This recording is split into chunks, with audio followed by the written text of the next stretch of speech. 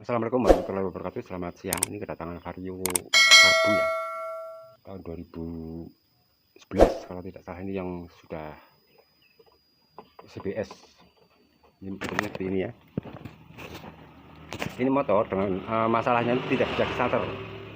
Tidak bisa distarter karena hanya glek gitu, seperti itu. Ini saya sudah cek bagian CDI tidak bermasalah. Cuma CDI-nya itu tidak orisinil. Nah, tidak orisinil ya. Jadi untuk CDI yang tidak orisinil itu untuk starternya tidak bisa berfungsi dengan baik. Kadang bisa, kadang glek seperti itu. Ini pilih starternya itu sudah lemah sekali ya. Dan ini saya mempunyai trik ataupun cara jumper daripada starter Vario 110. Ini sama saja dengan Beat ya, yang di Karbu itu cuma letaknya aja yang beda. Kalau Vario itu CDI-nya ada di sana tuh di belakang ya, sudah ke sini, sedangkan bendingnya ada di sini. Kalau yang untuk Beat itu nyampur jadi satu, lebih mudah ya, daripada potong yang ada di sana. Kita lebih baik prosesnya ada di depan. Nah, caranya seperti ini. Ini di sini ada kabel ya, kabel starter itu ada dua kabel ya. Di sini adalah arus 12 volt, kabel hijau leres kuning dan kuning leres hijau.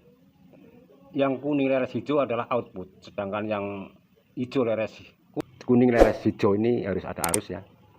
Ini adalah yang kita ambilnya bagian yang menuju ke atas ya. Ini ya, ini bagian yang dilepas adalah yang kuning leres hijau.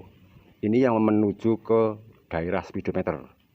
Karena ini adalah arus daripada tombol starter yang terkoneksi oleh switch starter ya. Yang terkoneksi oleh switch starter di sini. Jadi saat tombol dipencet, di sini harus mengeluarkan arus. Kita ambil yang sini. Nah, ini bagian yang menuju ke atas. Ini di sini ada dua kabel ya, ada dua kabel bending. Dan dari ini adalah yang satu adalah arus yang dari aki, dan ini adalah masanya. Ini bolak-balik juga boleh dipasang di masanya ya. Salah satunya ini, yang satu masuk ke sini. Nah, seperti itu ya. Nah, setelah itu yang ini masa daripada pendek ini masuk ke masa aki satu. Pastikan dulu bahwa yang menuju ke sekring 12 di sini harus ada arus dulu. Misal 12 volt sudah ada. Nah, ini harus ada arus. Setelah dia ada arus, ini kan masuk ke bagian atas, bagian daripada speedometer sini ya. Semuanya di sini bekerja. Setelah kita cek apakah ada arus 12 volt yang menuju dari starter.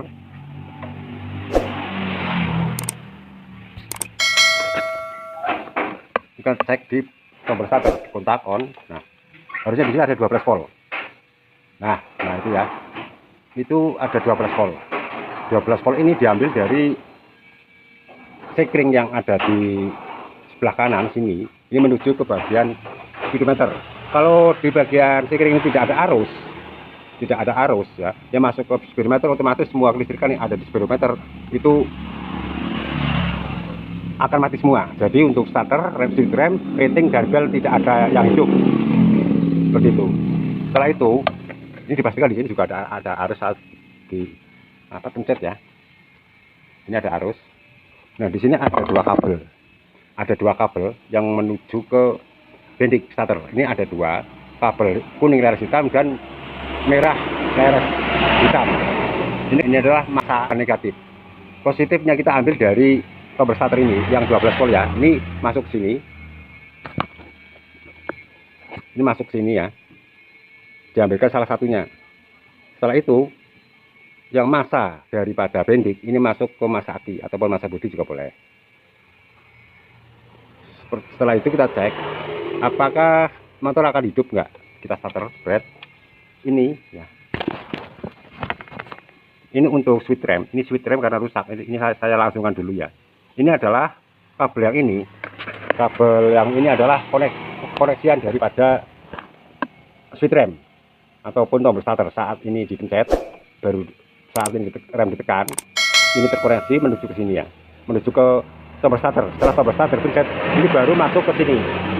Kita cek seperti apa, apakah motor bunyi atau tidak. Nah, seperti itu ya. Jadi motor sudah enak, sekarang sudah bisa starter. Hanya dilakukan pendemperan seperti ini, dan ini juga masih berfungsi. Rem ini masih berfungsi. Misalkan mau di starter, remnya tidak ditekan, ini motor juga tidak bisa hidup. Ini harus menekan rem dulu baru di starter.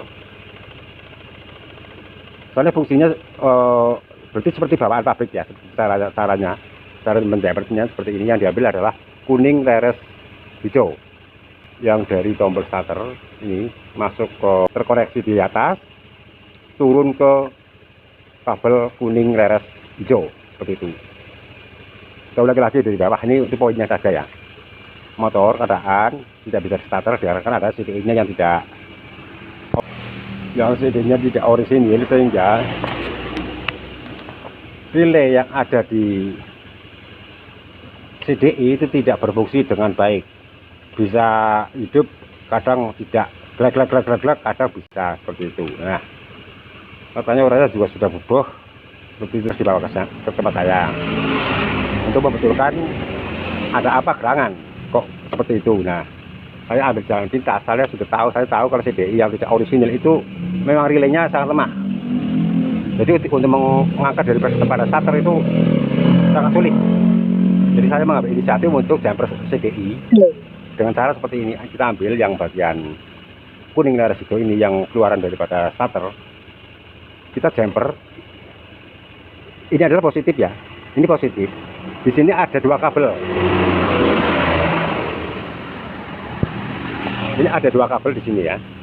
Yang satu adalah menuju ke tombol starter, keluarannya adalah yang kuning leres hijau, dan masanya ada di bagian masa aki.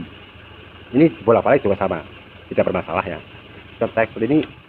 Nah, hanya detail seperti ini aja, mudah sekali. Kita cek seperti ini, kita starter lagi.